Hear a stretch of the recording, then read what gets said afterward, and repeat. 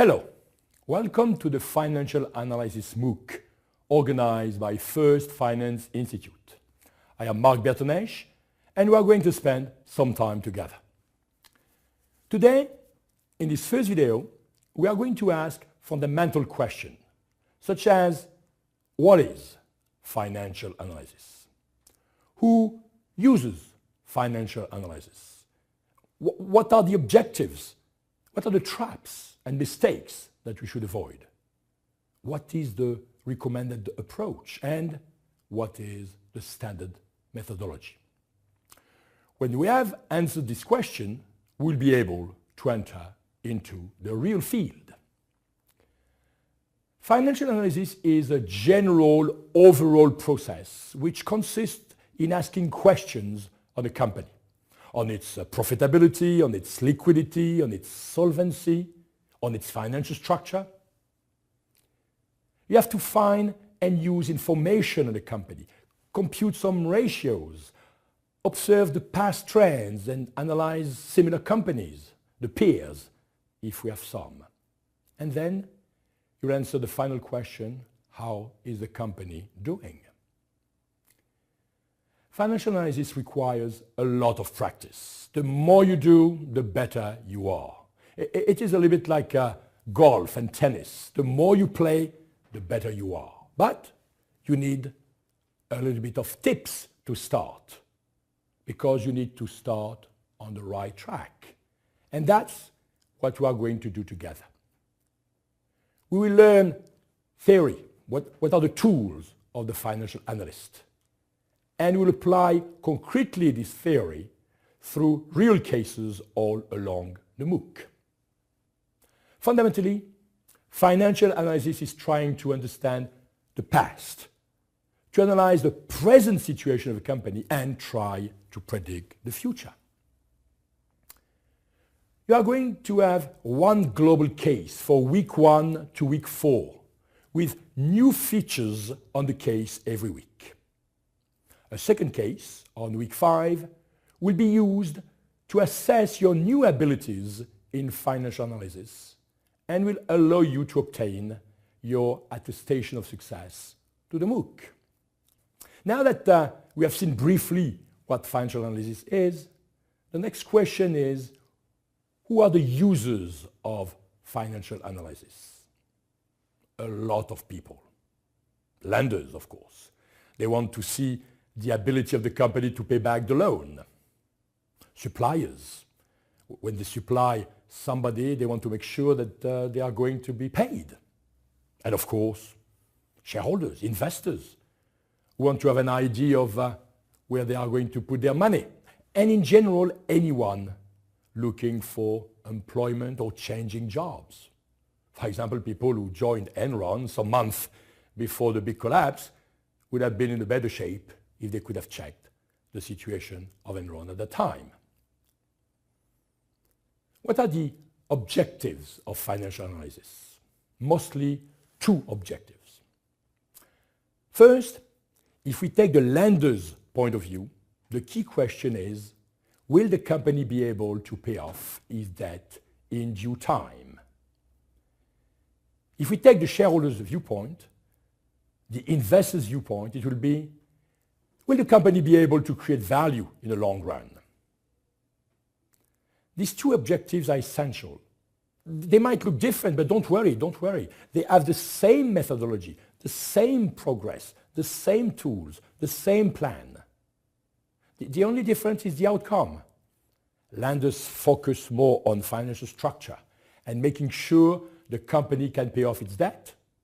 Shareholders focus more on value creation, profitability, growth for the future of the company.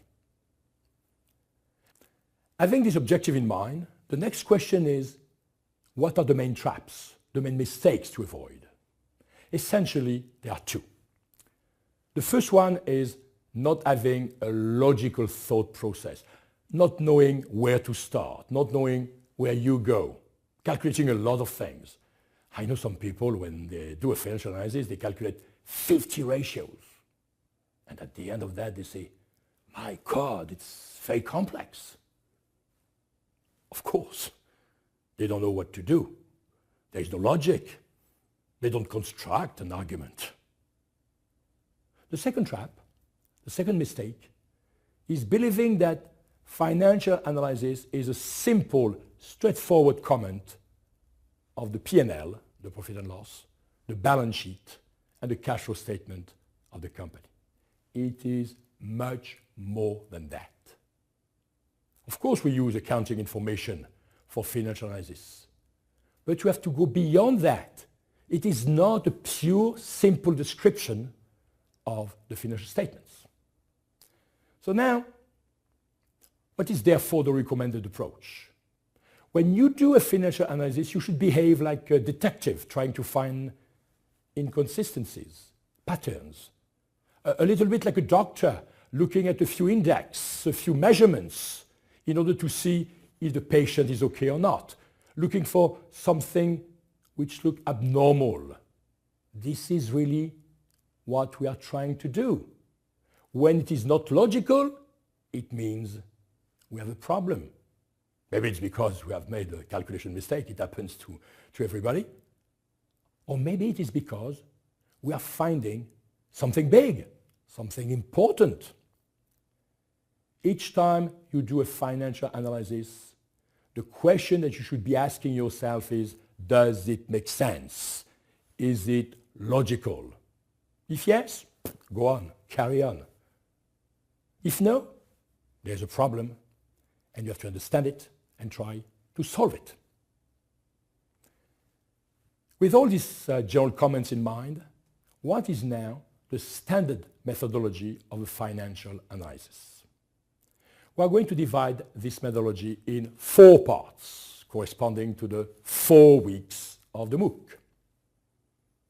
Part 1 will be devoted to margin analysis, and therefore it will be week 1.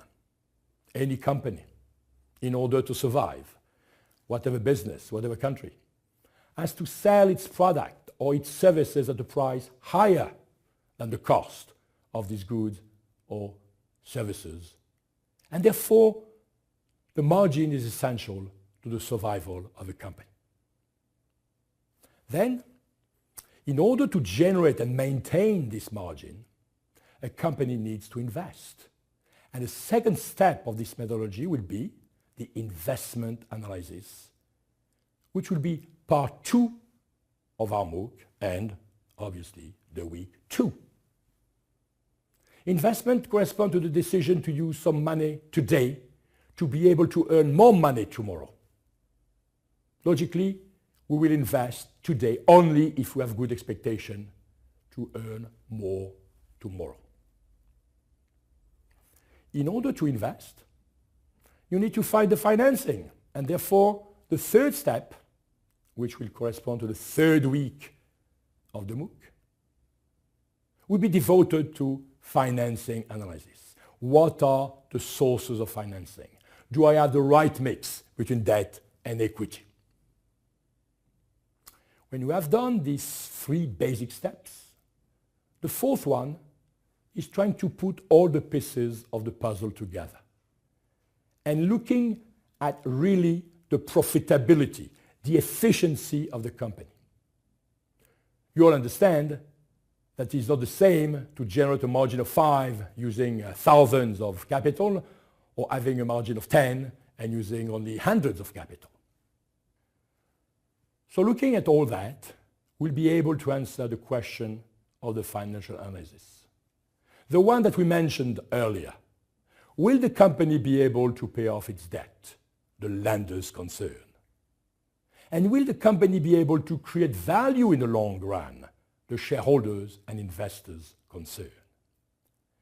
And in the week 5, which will be optional, you will have a final case study to assess your new skills in financial analysis and allow you to obtain your attestation of success.